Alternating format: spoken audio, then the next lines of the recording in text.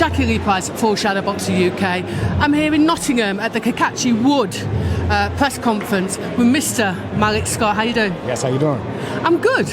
I'm very good. I have to mention that when I asked if it was okay if I could get an interview with you, you checked with your wife, and I'm feeling that. My wife. Yes, always. Before I do anything, I don't check with my wife. I check on my wife, and then I check with her. And I'm proud to say that. Yes. Both. Yes, both. That's actually. Yes. Can I just move that way? Yeah. That's actually beautiful. That's actually beautiful. Gotta check with my wife and gotta check on my wife. That's my job. I think that's what's called a real man. Yes, I believe so too. I don't believe. I know so too. Yes.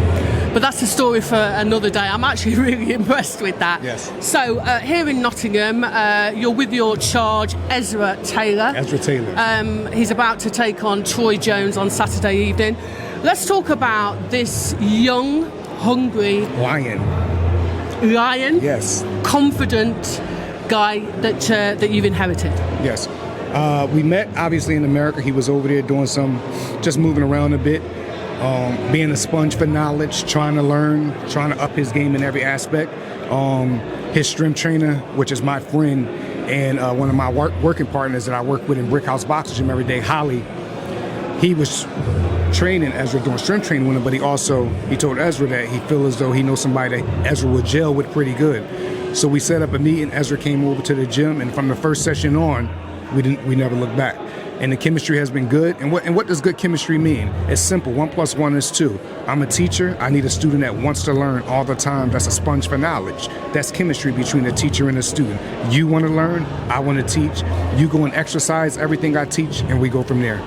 I think also what's important is that somebody that kind of comes in with that same level as you. Yes. So you're someone that wants to obviously teach. I just let her go by. Is that something that comes from, obviously you were a boxer yourself, what have you kind of taken from you as a competitive fighter into the game of training? Because it's not always a smooth ride, is it? Yeah, and plus it's a whole different art. Fighting is one art, teaching is a whole nother art. I know tons of great fighters that they can't teach, like they just don't know how to teach and give the information to up-and-coming fighters. That's just not their strength. Their strength is training hard, going in there and performing. You know, I give all glory to God for him gifting me to know how to do both. I competed at the highest level in the amateurs. I competed at the highest level as a pro, and now I'm competing at the highest level as a teacher and giving my knowledge to the young up-and-coming Ezra Taylor, and giving my knowledge to anybody else that want to learn. And it's been a pure pleasure. Like I would look at it like a fighter like Ezra Taylor is what you would call a coach's dream. Why? Because he just wants to learn all the time. Especially a coach like me. You know, I'm a geeked out teacher.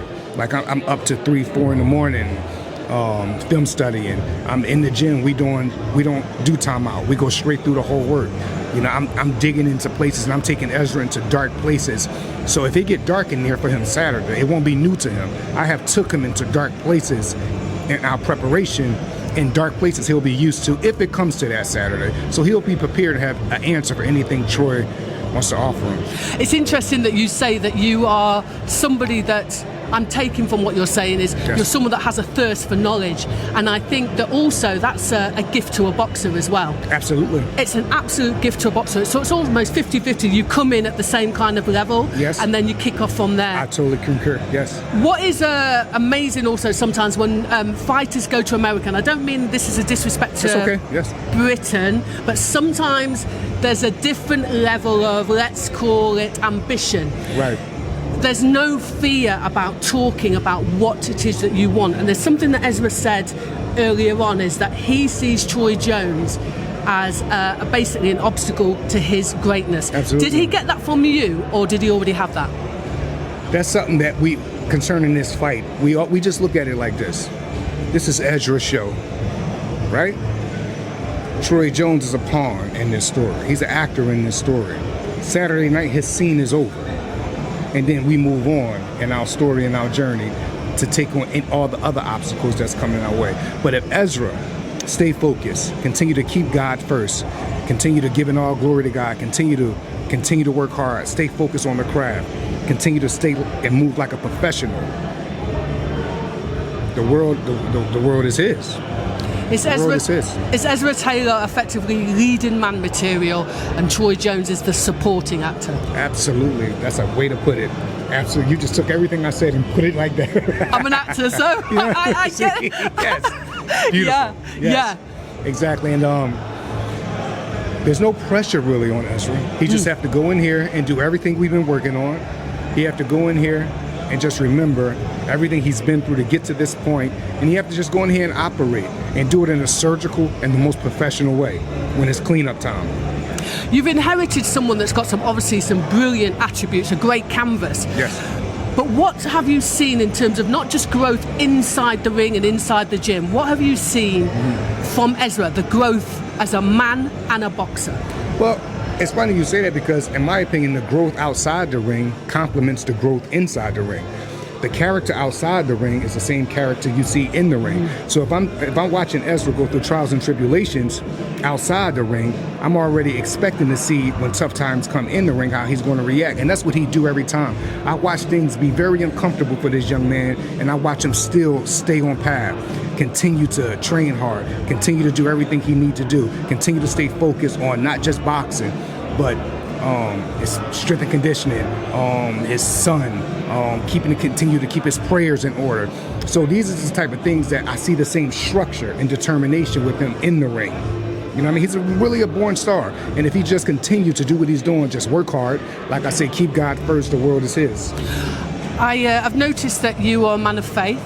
Was that important for you to inherit a boxer that has such a strong belief in the Lord? I will say this. God knows where my heart is at. God knows what I would prefer and what I would rather. And Ezra is a man of God all the way. And we both at a point in our life where there's no one come before that. And after that comes everything else. And we just give all glory to him. And we can't wait for Saturday night because we're men of God. But we also know we have to get ready to go to war and get a job done the professional way and use the gift that God gave us to be victorious Saturday night. And that's what we're going to do. Do you think the Lord brought you together? Absolutely. I know he did. Amen. Yeah. Yes. Yes. Listen, I know that you like to analyse. I can imagine you, like you said, geeking out. The main event on Saturday night, because listen, Yes. Cacace, Wood. What are the best attributes about each fighter and how do you see the fight going? Well, the best attributes of Wood, in my opinion, is Ben Davis' performance. Training performance. Yeah, performance full stop. Yes. Yes. He has a hell of a teacher in his corner. I've watched Wood have, some incredible nights, incredible counter puncher, know how to make you miss just enough to make you pay. And he's, in my opinion, underratedly heavy-handed, especially for the size. Like, you know what I mean? And Cacace, his opponent, is tough. He also can punch it extremely hard at times, especially he's a good body puncher. And I noticed about Cacace, what I've noticed on this fight, he don't mind switching up. He make adjustments quick on the fly. And that's something that he's definitely going to need when he's in there with Wood, because Wood could be here 1 minute in front of you, hitting you with an angle the next minute, pivoting sometimes. And when you got like a teacher like Ben Davidson in your corner, who believes in on-the-fly adjustments, then that's something else more you have to deal with if you're facing a fighter, because now you're dealing with a system that can call it on the fly. And that's something that I noticed that Wood and Ben, they do very well. They call plays on the fly, and Wood is able to react good. So we're going to see if Cacace can handle it, but it's an incredible fight. I'm looking for, Frank said something that make a lot of sense to me. I'm looking forward to, it's going to be at least one of the fights of the year. I believe so. Yes. I believe so. Do you believe or think that, they say that obviously inactivity can lead to ring rust. Do you think that may play a slight part, whereas Cacace is a fresher fighter in the sense of, okay, he had that bit of a layoff or inactivity himself, but then the last few fights, he has literally been destroying people? I think the way to test that is Wood, in my opinion, he can test that by jumping on him immediately. He could test Wood by just jumping on him immediately. If he don't do that and allow Wood to warm up into the fight, that's going to be very dangerous. If you allow him to get his groove back that he haven't had in over a year, that's going to be very dangerous. When you're fighting a fighter that has had that long of inactivity, the remedy is hot right on them and give them a reminisce of what test. what they haven't been dealing with. So we're going to see if he do that. But I believe it can play a factor. But then I believe, again, Wood is seasoned enough to get by that ring rust and take his time and warm up into it and allow the fight to come to him. It is such an exciting fight. Yes. And what is lovely also is sometimes there are trainers that are jealous of other people's success. And the fact that you said Yes. Ben Davidson, because I rate him, to be fair. I rate him very highly. So do I. And I've been rating him very highly for a very long time. I've been rating him very highly before Tyson Fury, Deontay won. Yes, Ben Davis know what he doing in that lab. Yes. He know what he doing, and he's a teacher, a good coach. He take advice, he give advice. I've seen improvements on fighters he's trained. Yeah, he's had fighters that lost fights, but that's not him. That's boxing. That's life. Exactly. Fighters lose fights, and if you're a part of a fighter, then as a trainer you lose a fight. There's no such thing as an undefeated trainer. There's a such thing as a couple undefeated fighters. There's never been a trainer undefeated, but you pray that you get out more out of fighters than they have to take pain or lose fights. So we'll say Emmanuel Stewart. I was telling somebody earlier, I know fighters, I could count on one whole or probably two hands that Emmanuel Stewart, the great Emmanuel Stewart, he just didn't gel with right. There wasn't big improvements when he trained these guys. And the guys end up leaving after one or two fights because they just like, it's not nothing against Manny, but it's just like, it's not for me like I thought, so they will move on. The pieces aren't fitting together. And that's nothing wrong with that. So this thing that Ben Davidson actually does with Wood, Moses, the thing he did with AJ, he gave AJ, he added on to all of that. What he did with Tyson Fury, brought back Tyson Fury into the picture. You can't knock those type of credentials, and I'm not stupid enough, or I'm not that so-called competitive enough to knock other people to put myself on some type of pedestal. No. I call it how I see it. If you got the goods, you got the goods. If I feel you in here wasting time and you're not teaching the proper way, I'll keep my mouth shut. But if you say something to me, I'm going to put you in your place and let you know what you're doing, you're in the way in the game. You're not really teaching. You're not bettering fighters. I'm not saying you're not bettering fighters. There's just a way to go about this teaching and this coaching, and it has nothing to do with wins and losses. It's about how you go about teaching. Are you teaching good fundamentals? Are you taking your time? Are you teaching microwavable, or are you really taking your time teaching cake layer style? You know what I mean? So it's just that. You got to remember though, some people don't have those skills to even pass on. And I know that sounds crazy as a professional coach, but it's the truth. And it sounds to me like he's very much like you. From what I hear, I know people, boxers that know him, that he studies. Absolutely, yes. Studying is everything. Any art or anything you do in life or anything you strive for, you can't just do it at the arena where it takes place. You're not a boxing coach to me if you're only a boxing coach in the gym or at boxing matches.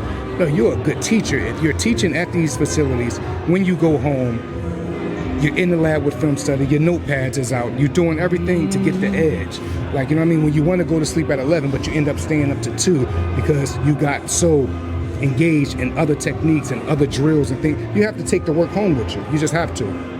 It sounds like Ezra's really lucky to have you in his corner. Yes. Just lastly, do you see the kind of friendship or the friendship between him and Jones playing any sort of role, or is he able to just switch that off and go, this is my time, and kind of set him aside? Well, he don't have no choice. I know what Ezra wants for his future. I know what Ezra think of himself. I know what Ezra believes he can do in this game, especially in the light heavyweight division. And if he can't get rid of this pawn come Saturday night, then all his wants and all his beliefs to me really don't amount up to nothing. You have to go in here and handle this young man like a professional. I don't care what your relationship is on the outside. You know what you want after this light heavyweight division. You know the history you want to make. You know where you want to step up at on the financial gain of this game. You know the markets you want to hit. Ezra is a role model type. Ezra is a marketing type. Ezra can lead the youth. He could be someone that these kids look up to and follow behind. I agree. But before all of that, he has a job to do come Saturday night, and that's to go in here, look like a professional. With 11 to 12 fights, he's going to have to look like a professional, and when cleanup time comes, finish time, he's going to have to look mature and seasoned like he's used to doing it. Listen, I'm looking forward even more to this fight. Yes. I'm looking forward to seeing your skill set. Yes, ma'am. The game plan play out on Saturday night. And listen, good luck to the team. I appreciate you. Thank you. Thank you. Yes.